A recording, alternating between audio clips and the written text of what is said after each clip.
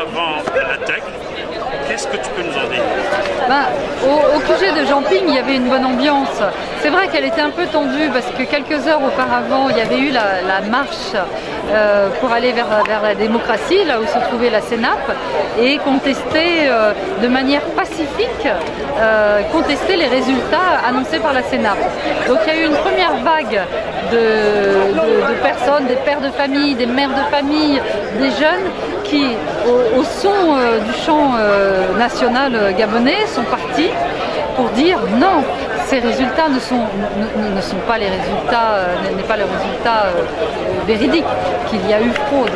Donc ils sont partis, mais très vite, juste à l'échangeur du charbonnage, ils ont été stoppés par la police, qui a pris soin de d'abord tirer sur les caméramans pour qu'il n'y ait pas d'image. Tirer sur les caméramans? Tout à fait, tirer sur les caméramans pour qu'ils partent et qu'il n'y ait aucune image de la charge. Et ensuite, moi qui étais restée au QG, et je voyais bien ce qui se passait, parce que du QG, on voit l'échangeur de charbonnage, j'ai vu arriver après les premiers blessés, des blessés liés aux bombes assourdissantes, ensuite des blessés par balle et également des blessés par arme blanche.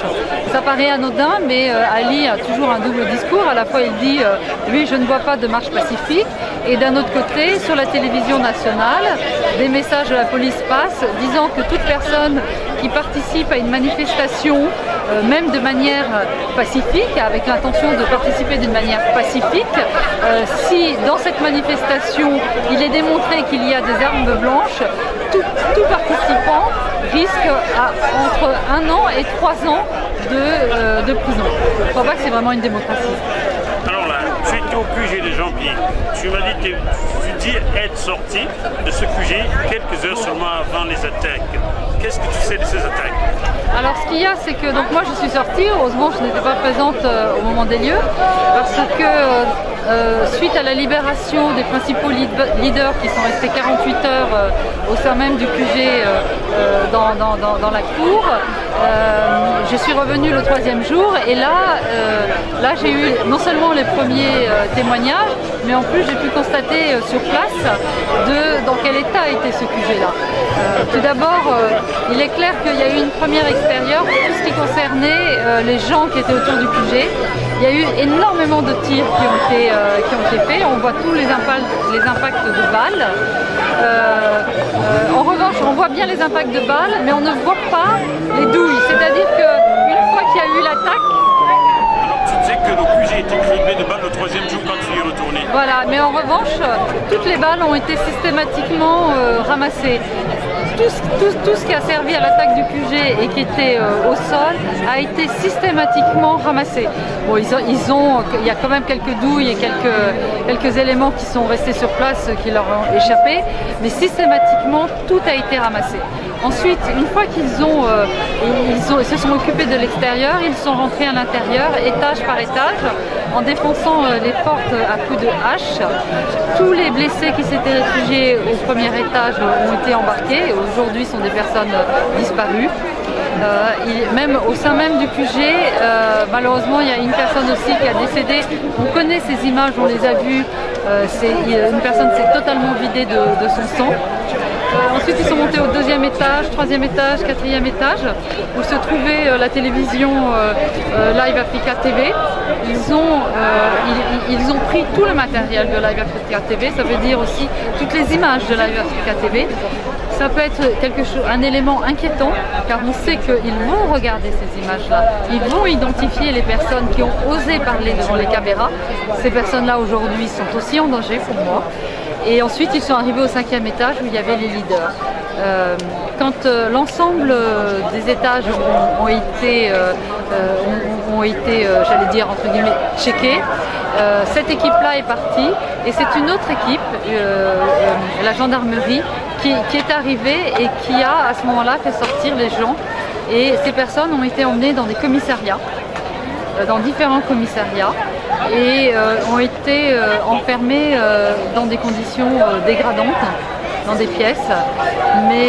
Et après quelques jours, et au vu des négociations qui sont faites, il y en a une bonne partie qui a été relâchée. Il n'en reste pas moins que cette attaque de QG n'a pas pu faire que 3 morts. Il y y a beaucoup plus de disparus.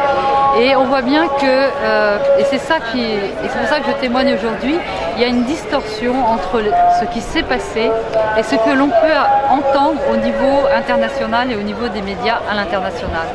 Et j'espère que mon témoignage permettra d'effacer et de gommer cette distorsion. Pendant l'attaque du QG de Jean-Ping, où était-il? Où était Jean-Ping? Non, Jean-Ping, il se trouve que Jean-Ping n'était pas au QG au moment de l'attaque. Pensez-vous qu'il l'aurait trouvé là, Jean-Ping aurait disparu lui aussi?